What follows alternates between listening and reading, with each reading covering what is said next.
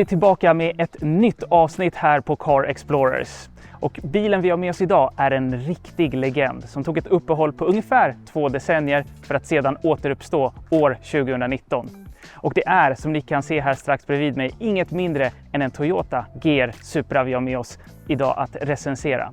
Det här är alltså resultatet av samarbetet mellan BMW och Toyota där plattformen alltså delas mellan BMW Z4 och GR Supra här.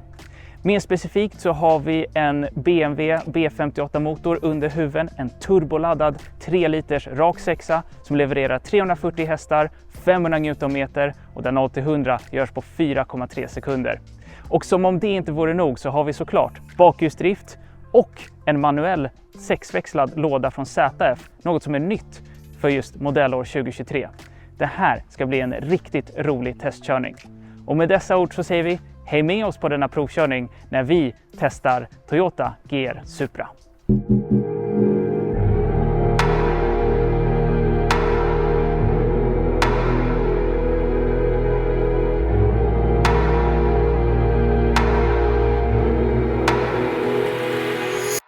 Innan vi går vidare med dagens recension så vill vi som vanligt passa på att säga: är det så att ni gillar våra recensioner och vill se fler av dessa, se gärna till att prenumerera på vår kanal Car Explorers. Det tar bara några sekunder men betyder verkligen oerhört mycket för oss. Och är det så att ni har några tankar om antingen vilken bil ni vill se att vi provkör eller någon kommentar om hur vi spelar in, skriv gärna till oss eller lägg gärna en kommentar till videon. Vi tar jättegärna åt oss all feedback.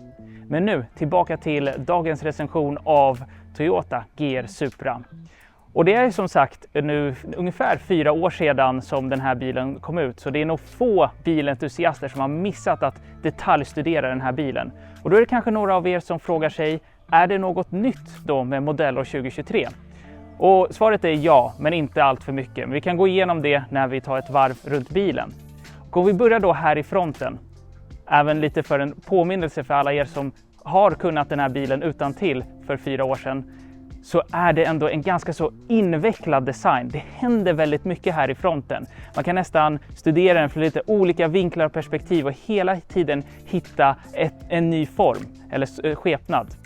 Vår favorit, kanske lite tråkigt och säkert kort, det är strålkastarna. För det är det som gör att vi känner igen att det här är en Supra.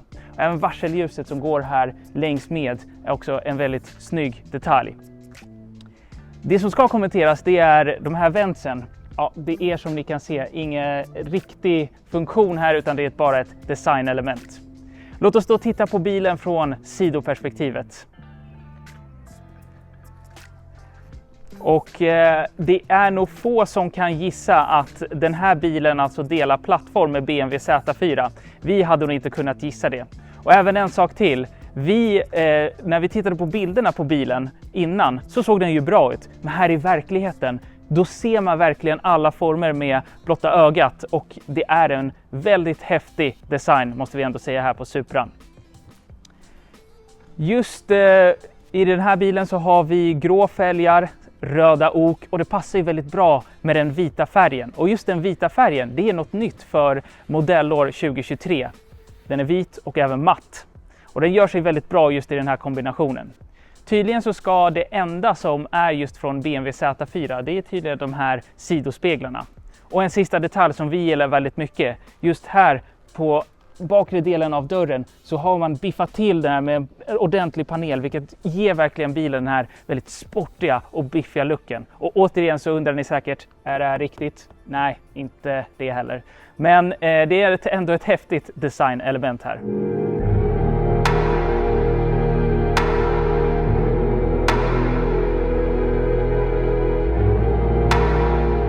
Här bak på bilen fortsätter den här invecklade och komplexa designen.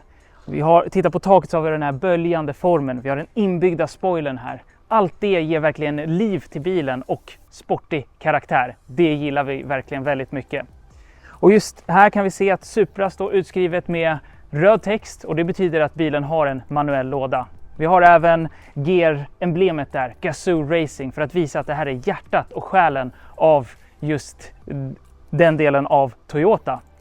Längst ner har vi en väldigt maffig diffusor med 2 stycken ändrör och i mitten har vi ett litet racing-inspirerat ljus. Också en väldigt sportig design här. Och sist men inte minst, låt oss titta på utrymmet som väldigt få kommer bry sig om, nämligen bagageutrymmet. Jag öppnar det lite snabbt. Putta bort den här luckan lite så att ni kan se lite bättre. Det finns ändå en del utrymme för att vara en liten sportbil, närmare bestämt 290 liter. Och det som är smart just i det här fallet, det är att det finns en lucka till kupén så att det går att ha med sig lite längre objekt om man så vill. Så är det så att man vill ha med sig fiskespöna så går det faktiskt alldeles utmärkt. I Sverige kan man endast välja Gear Supra med 3 liters motorn. Antingen med manuell eller automatlåda och utrustningsnivån Active eller Premium. Grundpriset för varianten med automatlåda och Active hamnar på drygt 771 000 kronor. Medan Premium med manuell låda börjar på 774 000 kronor. Välkomna in här till BMW Z4 och ni förstår säkert det halvtorra skämtet när ni ser interiören här och att väldigt mycket påminner om en tidigare generations BMW. Och då kanske ni ställer er frågan, men är det något dåligt? Nej, snarare tvärtom. Vi har en interiör som känns väldigt robust och det känns som att det är bra kvalitet. Eventuellt att man tappar lite av Toyota-själen i den här bilen. Det känns inte så mycket Toyota förutom när man tittar på ratten och ser Toyota-loggan. Här i dörrpanelen känns väldigt trevlig och bra, mjuka material. Det känns nästan lite exklusivt. Vi har en 8,8 tums infotainmentskärm. Ganska kompakt och lite men tillräckligt stor för att vara i en liten sportbil. Det vi gillar minst här inne i kupén, det är nog ratten. Den kunde varit ganska så mycket sportigare, ganska så mycket mer kompakt. Platt botten eventuellt och definitivt att man tog bort en rad knappar här. Och speciellt just i det här fallet har vi den här two-tone färgen. Vi är inte helt övertygade om den. Sist men inte minst några ord om sätena. Sätena är precis som de ska vara. Väldigt sportiga, åt det hårdare hållet såklart. Extremt bra stöd åt sidorna. Här sitter man verkligen väldigt bra. Och ett tips till alla er som är lite längre. Den här bilen passar er också. För Pavel, han är mer än 1,90 lång. Och här får han verkligen plats. Både höjdledsmässigt och han ser väldigt bra framåt. Så sätet går att lägga väldigt långt ner. Så på så sätt en väldigt bra bil även för lite längre. Låt oss titta lite närmare här på infotainmentsystemet. Och om vi börjar med skärmen, som tidigare nämnt, den är på 8,8 tum. Men det är något speciellt med Toyota och deras Gazoo racingbilar där man lägger infotainmentskärmen ganska så högt, vilket gör att sikten framåt inte blir optimal. Den hade gärna fått vara lite längre ner. Men till själva infotainmentsystemet. Det är som ni kan se här taget från en äldre generation från BMW. Och då har man även en iDrive joystick här som man kan navigera runt med. Vilket hjälper till väldigt mycket. Själva systemet i sig är responsivt. Det är relativt lätt navigerat. Något plottrigt kanske på tyskt vis. Men inget som stör allt för mycket. Och i det här fallet har vi även trådlös Apple CarPlay. Så Pavel är nöjd med det här upplägget. Gear Supra har en del direkta och indirekta konkurrenter där de främsta är Porsche 718, tyvärr inte så länge till, Alpine A110S eller varför inte kusinen BMW Z4 eller släktingen BMW M2. Låt oss då slutligen titta här på centerkonsolen. Och vi börjar med att notera den här väldigt trevliga kolfiberdetaljen som är längst med hela egentligen centerkonsolen. Det ger verkligen en väldigt exklusiv och främst sportig känsla här till bilen. Längst fram har vi plats för induktiv laddning för mobiltelefon och här har man verkligen tänkt efter för här har man till och med ett litet skydd på ovansidan för man vet att man kommer köra den här bilen ganska hårt. Bra tänkt där. Vi har såklart den 6-växlade manuella lådan här och växelspaken för den. Till höger om den så har vi själva iDriven för infotainmentsystemet just från BMW. Som sagt, väldigt enkelt sätt att navigera runt i infotainmentsystemet.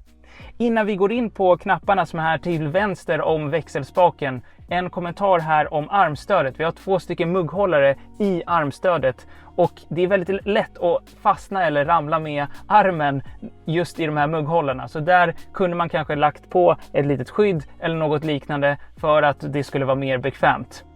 Men till de viktigaste knapparna här. Vi har dels en knapp där det står Sport och det är med ett knapptryck kommer man in i sportläget. Och man märker verkligen skillnaden. Gasresponsen blir mer aggressiv, styrningen blir mer precis och hård och dämpningen blir också väldigt mycket hårdare. Ett knapptryck till så kommer man tillbaka till normalläget. Och det är få bilar vi har sett där skillnaden är så pass stor mellan olika körlägen. Så här har man verkligen gjort ett bra jobb. Vi har även en knapp till här där det står Safety System. Och när den lyser grönt, då betyder det att alla säkerhetssystem är på. Det vill säga Lane Assist och liknande. Den kan man också stänga av. Håller man in knappen i 3 sekunder så stänger man av det. Och såklart så har vi en knapp för att stänga av antisladden. Så med 3 knapptryck går det att ta den här bilen från en bekväm cruiser till en rå och aggressiv sportbil. Jag trycker först på sportläget, stänger av antisladden och jag stänger sedan av säkerhetssystemet. Och nu är det bara att köra.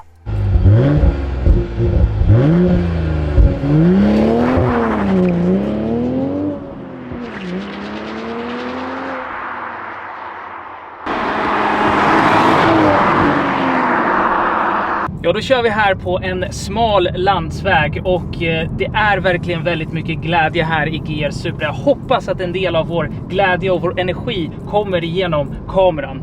Och då kanske några av er undrar, men Daniel, varför kör du så sakta? Jo, det finns faktiskt en teknisk begränsning till det. Vi har inte tillräckligt många mounts för vår nya kamera och därför håller Pavel i den fortfarande och det är därför vi kör lite saktare så att bilden inte skakar allt för mycket. Men tro oss, vi har kört på ganska ordentligt här.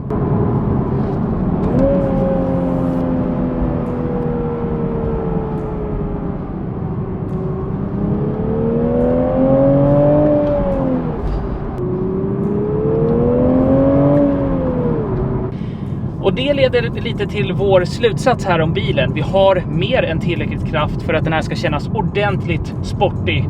Och det är kanske svårt att kalla den här bilen för prisvärd. Men när man tittar och jämför mot en Cayman S till exempel, där vi har en bil som kostar 80 000 kronor mer. Ja, men då känner man att man har rätt så mycket glädje per krona här i GR Supra.